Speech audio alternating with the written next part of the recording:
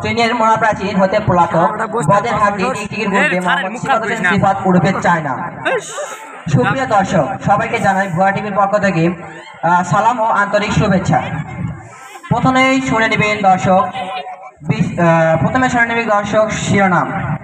কালুশহর ব্রিজের উপর গরুর গাড়ির দুর্ঘটনা, মাসির সাথে কুমোরছাড়ের মোটরসাইকেলে ভয়াবহ সংঘর্ষ।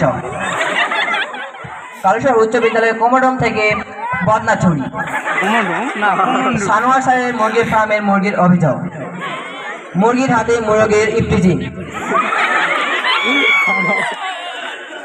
এবার শুনে নেবেন দর্শক বিস্তারিত।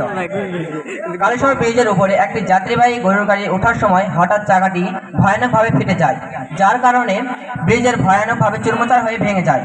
এর ফলে বাংলাদেশ ব্রিজ মন্ত্রী নতুন ব্রিজ নির্মাণের প্রতিশ্রুতি দিয়েছেন এবং ব্রিজ নির্মাণ কাজে চীন থেকে 4টি কলা গাছ, ভারত থেকে 2 কেজি সিমেন্ট এবং বাংলাদেশ থেকে কিছু বাঁশ নেওয়ার প্রতিশ্রুতি নিয়েছেন বাংলাদেশ ব্রিজ মন্ত্রী। কুমোরছাড় 80 কিলোমিটার বেগে তার মোটরসাইকেল নিয়ে স্কুলে আসার পথে হঠাৎ একটি মাছের সাথে ধাক্কা খায়। হঠাৎ জানা যায় কুমোরছাড়ের মোটরসাইকেলের 2টি চাকা অদৃশ্য হয়ে যায়, কিন্তু মাছিটির কোনো ক্ষয়ক্ষতি হয়নি। কালুশহর উচ্চ বিদ্যালয়ের কোমোডমের টয়লেট থেকে বদনা চুরি।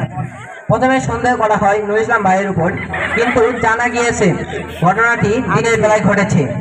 এর জন্য বিশেষভাবে সন্দেহ করা হয় আনিসুল ভাই, কালিমা আপু এবং হাবিব ভাইয়ের উপরে।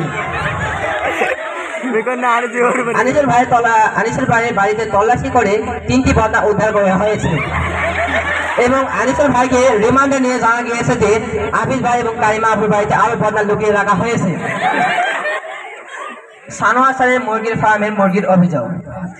এই শীতে তাদের শীতের পোশাক না দিলে মুরগিরা ডিমের বদল আন্ডা পাবেন বলে জানিয়েছে। এর জন্য মুরগির কথা শুনে সানোয়ার স্যার রাতে ঘুম হচ্ছে না বলে জানায় ভুয়া টিভি উগান্ডার কাছে। মুরগির হাতে মোরগের ইফটিজিং। একটি মোরগ স্কুল থেকে যাওয়ার পথে 4টি মুরগি তাকে ধরে ইফটিজিং করে।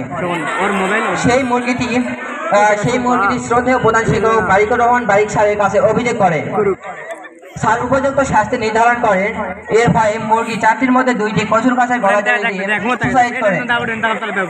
এমনই একটি বৃত্তান্ত খবর উঠে আছে ভুয়া টিভি উগান্ডার কাছে। সুপ্রিয় দর্শক, আজকের খবর এই পর্যন্ত। আগামী খবর শুনতে আমাদের সাথে থাকুন ভুয়া টিভি উগান্ডা। ধন্যবাদ।